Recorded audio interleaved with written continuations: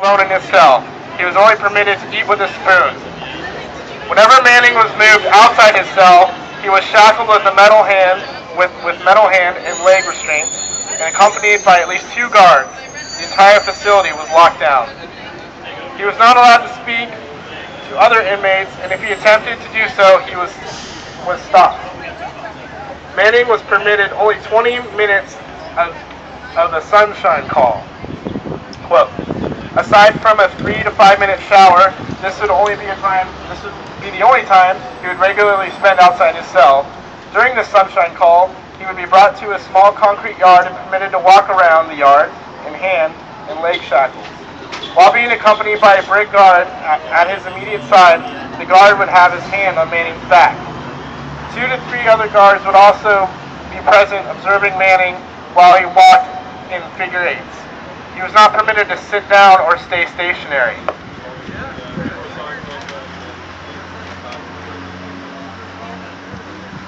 He's dangerous, that's why. After a protest in support of Manning outside Marine Corps Quantico brig, his conditions got worse. Guards harassed him to the point of bringing on a panic attack. He was placed on suicide watch and had his clothes taken away from him at night. From March 3, 2011 through March 7, 2011, he was forced to stand outside his cell naked during the morning inspection.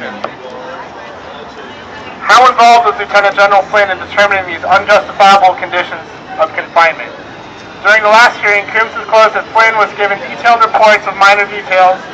He was notified when Coombs visited his client.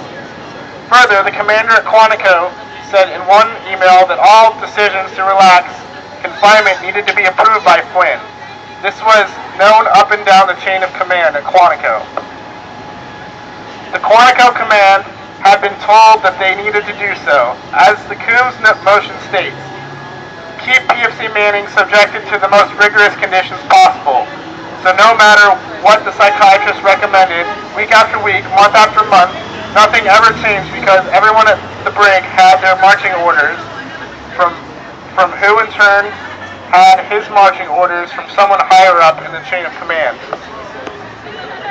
The psychiatrist, who was originally a brig psychiatrist and later appointed to the defense team, expressed extreme frustration about the bizarre circumstances at Quantico, saying treating this is it's just bizarre all the way around.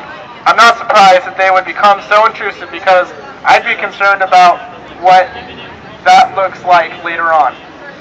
And they've not seemed to have any qualms at all about reaching down so heavy-handed.